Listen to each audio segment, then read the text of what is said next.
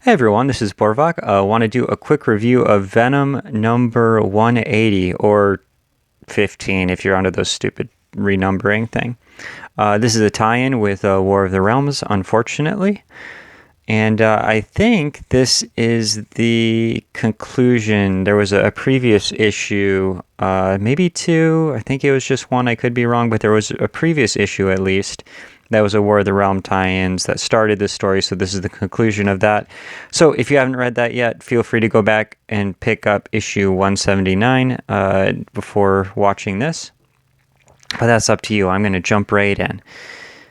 So this is, I think Donny Cates is still writing the book unless he's gotten off of Venom, and Cullen Bunn is just filling in for the War of the Realms fill-ins, or the War of the Realms tie-ins. I could be wrong. We'll see next issue if this really did wrap up the War of the Realms tie-ins in the Venom book. We'll see if we got Donny Cates back, or if we still got Cullen Bunn on the book.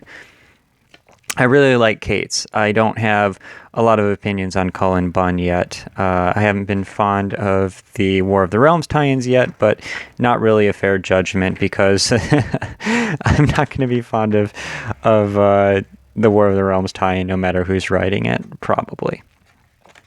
But they're doing a interesting thing in this book. And by interesting, I don't necessarily mean good. I don't necessarily mean bad. But they're doing a similar thing to what DC is doing with the Nightwing book. Nightwing lost his memory. He's no longer Nightwing. He's doing this whole tsundere.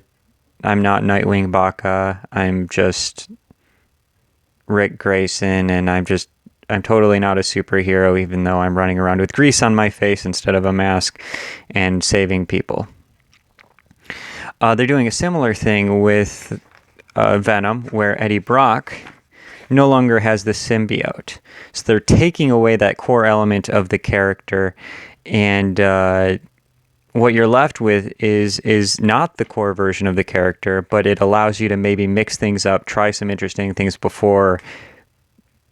I think it's a good thing to tear a character down, to tear him apart, as long as you put him back together. And that's what I'm hoping Marvel and DC are both going to do with Venom and with Nightwing, respectively. But anyway, what happened in last issue? Eddie Brock doesn't have the symbiote anymore, but some weird War of the Realms, like weird alien magician lady gave him a stone that grants powers based on your dreams, but it feeds on anger. And so what he does is he creates a fake symbiote with that power, and he's wearing it, and he's got this stupid mask that you would see on like some sort of a Metallica album or something like that. Just way over the top metal. It turns me off instantly, but whatever. Some people like that stuff. So Jack-o'-lantern also got powers from alien space Thor mages, and of course neither of these guys are creative, so they're given like ultimate power that feeds off of the darkness inside of you, and they just soup up their costumes and their powers. So whatever. So they're fighting. Jack-o'-lantern wants to kill a lot of people. Venom wants to not have a lot of people killed, but he's still kind of feeding off the anger, so he still has this hunger to kill that's mixed in with his desire to protect. So he's kind of trying to aim that desire to kill against the other people who are trying to kill. And this is just... Fights are great in comic books. This will be maybe a controversial statement, but I've noticed, not always, but sometimes when women write comics, they have this tendency to go more into the internal conflict of the drama, of the this and the that, and even if there's action in the book, it's like a background to that other stuff. And to me, that's not what I like in comic books. The action is up front, it's fun, it's colorful. But in things like this Venom book, I feel like the action is just so over the top that there are no stakes and nothing means anything more. I mean, this is just a series of Metallica album covers. But, he's... Venom's fighting these fire people, and he's got a suit, some weird things, weird symbols, Asgardian magical stuff, and he's got the tongue again, and he's fighting, I don't know. Oh, okay, so this is actually an interesting part. Is this Jack-o'-lantern who's doing this? I can't tell, but someone actually takes over these civilians and actually gives them powers too, and now they have an army of civilians who are under the control of, the bad magic, and so Eddie Brock, Venom, has to fight them without killing them. That's an interesting idea. I can get in with that. Venom eventually fights, he beats up, he somehow summons, through the power of the crystal, because there are no stakes and nothing matters and there's no scale, and just whatever over-the-top idea you can come up with is fair game. There are no rules. He just creates his own Thor's hammer and zaps Pumpkinhead. I just said his name, Jack-o'-lantern, that's what it is. And then Jack-o'-lantern loses his crystal. Like the Final Fantasy theme song is going on in my head while this crystal is just tack, tack, tack. That's not a very good crystal. A good crystal is going to go tink, tink, tink, but this one's going to tack. That just, you got to have that tink sound, or it's not, tink, tink, tink. Otherwise, it's not pure. That's science. Take my word for it. Don't listen to LeVar Burton. You do have to take my word for that one. So he defeats Jack-o'-lantern, and Jack-o'-lantern is just I'm just some guy, and Eddie Brock is coming at him, but he decides not to kill him, I guess, because he's apparently a good person, not a bloodthirsty Venom. So Eddie Brock goes back, and his son, who he thought was his younger brother, but is really his son, who doesn't know that he's his son, is hiding out in a bunker that was owned by Flash Gordon's kind of friend who he met, who was pretending to be someone who was dead, but was really just a symbiote.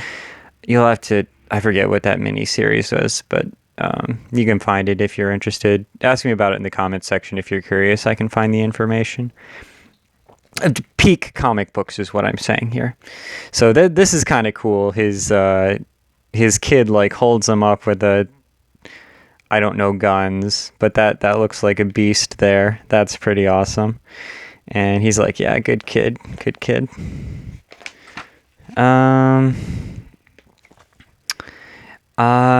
And that's all there is.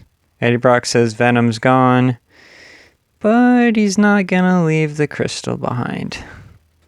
And we got a sneak peek for next issue with Eddie Brock eating a sundae, and even though he's not Venom anymore, he kind of was in this issue. And then we got to tease the return of the symbiote in the form of hot fudge. That would be cool. We've got Venom, and we've got Carnage, and I know there are some others that I can't think of. We just need a symbiote called Hot Fudge. Okay? It's Hot Fudge, and it's really just a guy covered in fudge. And it's not even alive. It's just Hot Fudge. What do you guys think? Marvel? Call me.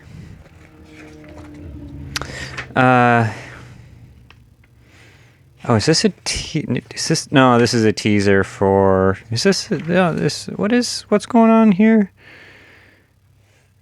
Is this a teaser for next issue? I don't know. There's something. Oh, this has got to be a teaser for the Carnage thing. Ultimate Carnage, is that what they're calling it? I don't know. Does this not tell us what it's teasing? Like, they give us a teaser.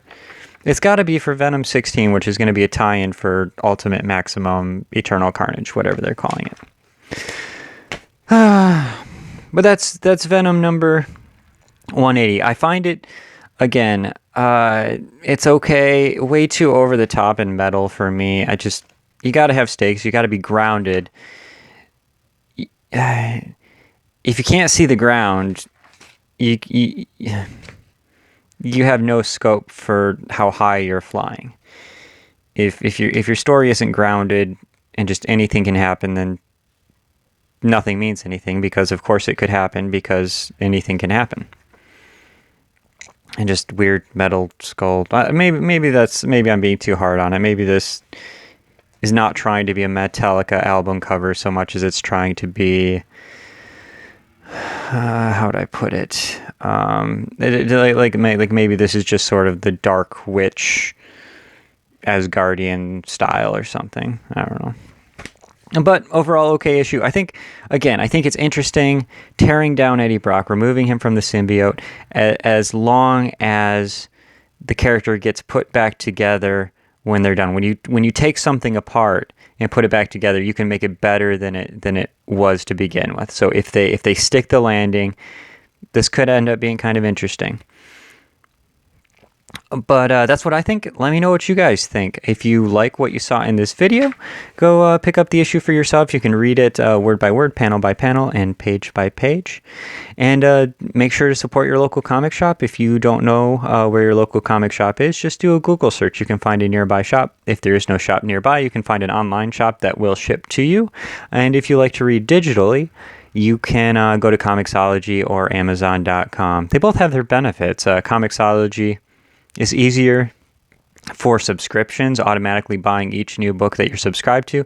Amazon doesn't do that, I don't think, but with Amazon, you can read on your old Kindle. If you have a new Kindle, you can just get the Comixology app and just do it that way. But they're both owned by Amazon anyway, so it's all the same. But that's it for this issue. Let me guys know what you think in the comment section, and we got to grade this book, so let's put it back in. Getting better at this one-handed board bagging. This issue gets get the stickers here. This issue gets a yellow, which is an okay. So that's it. Thanks for watching. Let me know what you guys think, and I'll see you in the comment section and in the next video. Bye.